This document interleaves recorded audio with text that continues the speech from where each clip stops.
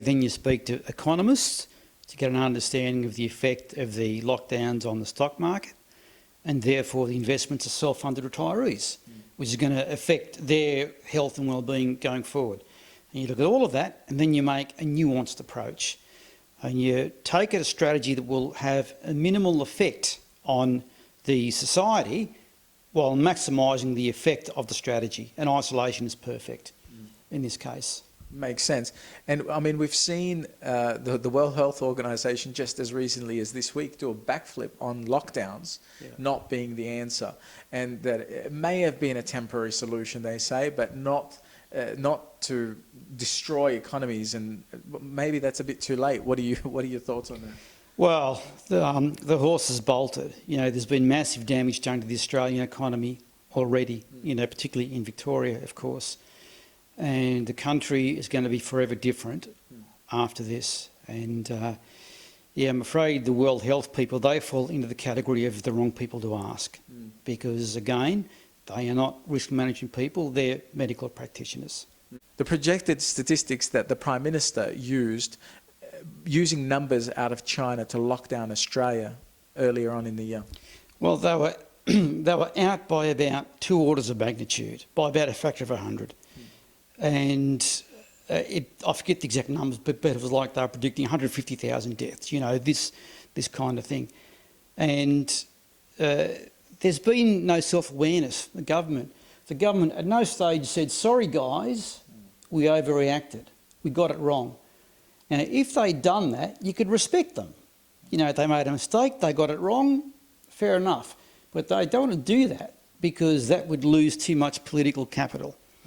I think Scott Morrison is a weakling. He, you know, is just the wrong man for the job. All he does is speak in cliches.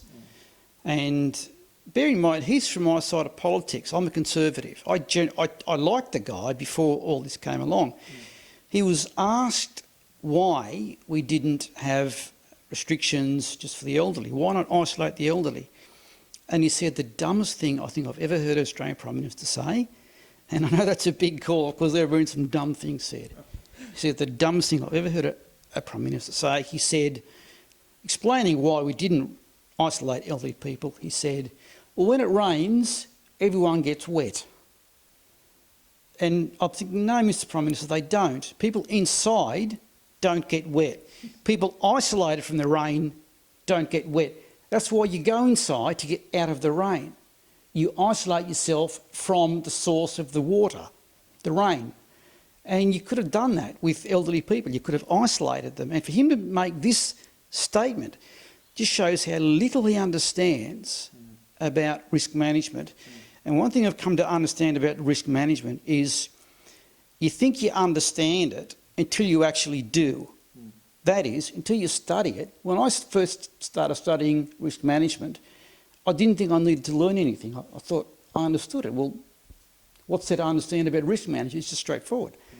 But I understand there is a systematic approach. If there's any risk comes along, a risk manager will take a systematic approach. They'll walk through a series of steps until they find the best approach for that particular risk.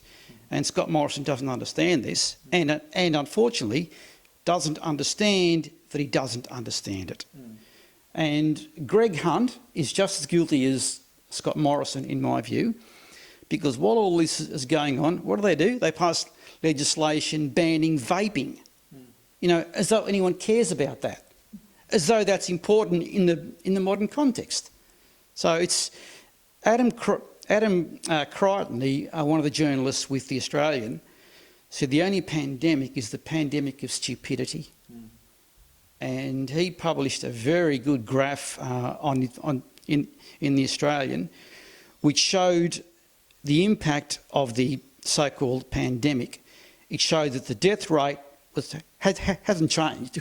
Worldwide, the death rate hasn't changed. There's a big hump with the infections, but the death rate hasn't changed.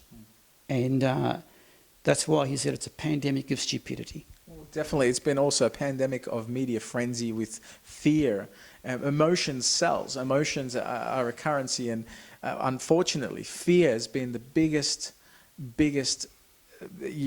propagator in this situation. There's a fear-based media frenzy rather than fact-based, which people used to go to watching the news for facts, for updates, for news. But what they're getting instead is biased, completely one-sided information that isn't factual. And if the statistics, they're being used to portray a certain narrative rather than to give a holistic view of what's really going on, so people can be actually informed and make intelligent decisions based on that knowledge. Mark, thank you so much for your time. You're a breath of fresh air. I appreciate your view on things and your insights.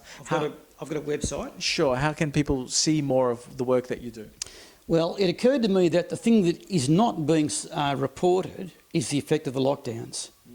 We're seeing everything else except for the effect of the lockdowns. And the only stories we are getting are anecdotal, stories on Twitter and Facebook and so on. So I've created a website. The web address is lockdowncollateral.com. So lockdowncollateral, all one word, .com. You can go into there and you just register with your email address. Then you can post anything you want about the effect that the lockdowns are having upon your business, your employment, or your personal life. And they're all as important as each other. You've heard horrendous stories about people being cut off from their elderly relatives, or people dying and their children not being able to spend their last hours with them, or not even allowed to go to their funerals. Huge collateral. Yeah, absolutely. In 50 years' time, people that are now children will look back on this time as the year when their life was destroyed. They'll tell stories about how their parents took their own life, about how their parents lost their business and they had to go and live on the street. They'll tell stories about how their mother died in her 30s from undiagnosed breast cancer.